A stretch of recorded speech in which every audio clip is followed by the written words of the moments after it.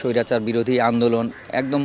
আমরা যখন এখানে ভর্তি হওয়ার পরের থেকে 87 সালের থেকে আমরা ক্লাস পাই।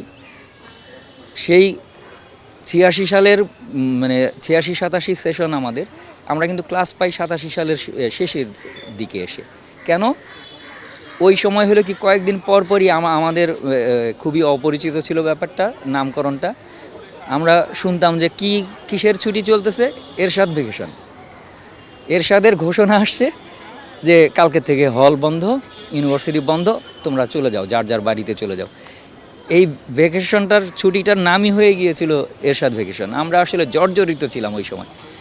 যাই হোক, এইটার প্রতিবাদ হিসাবে না, আসলে আমরা ওই সময় আসলে এই হাঁসফাঁস একটা অবস্থা থেকে মুক্তি চাচ্ছিলাম।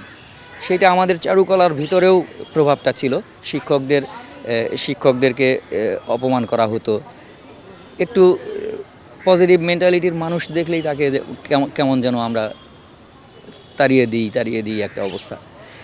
ওই রকম একটা জায়গা থেকেই আসলে আমরা এক ধরনের মুক্তির পথ খোঁজার জন্যেই আসলে শুরু করেছিলাম এই আনন্দ শোভাযাত্রাটা, যেটার আরেকটু আগেই শুরু হয়েছিল। সেটা হলো প্রথমবার আমরা যে শোভাযাত্রাটা করি সেটা হলো জয়নুলের জন্মদিন উপলক্ষে 1988 সালের 29 ডিসেম্বর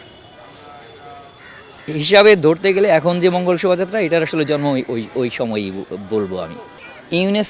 ইউনেস্কোর স্থান পাওয়া হলো 2016 সালে। 2016 সালে আমরা আসলে শুনছিলাম যে কিছু একটা হতে যাচ্ছে। এটা তো একটা আপিল করতে হয়।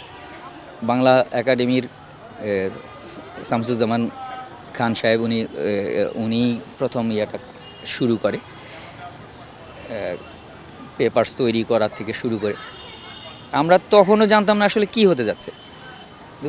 16 সালের নভেম্বরের কোনো একটা তারিখ এটা ঘোষণা হয় যে এরকম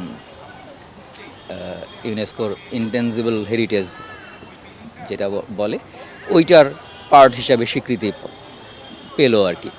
পরবর্তীতে ডিসেম্বরেই আমাদেরকে আমরা যারা শুরু করেছিলাম তাদেরকে সম্বর্ধনাও দেওয়া হয়।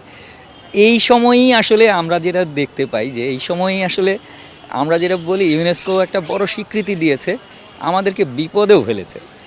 এই যে কবে কে করলো কারাকারির যে ব্যাপারটা, এইটা আসলে এই স্বীকৃতি না আসলে হয়তো হতো না। কে কবে শুরু করেছে, কিভাবে শুরু করেছে, কে কবে মার খেয়েছে এটা করতে গিয়ে, কবে এরকম কি বলে মৌলবাদীদের একদম সরাসরি কোপানলে পড়েছে, এগুলি আসলে কেউ খোঁজ পেত না, পাওয়ার কোনো সম্ভাবনাও ছিল না আসলে। ওয়ালটন ফ্রিজ কিনে অনেকের মতো আপনিও হয়ে যেতে পারেন মিলেনিয়াল।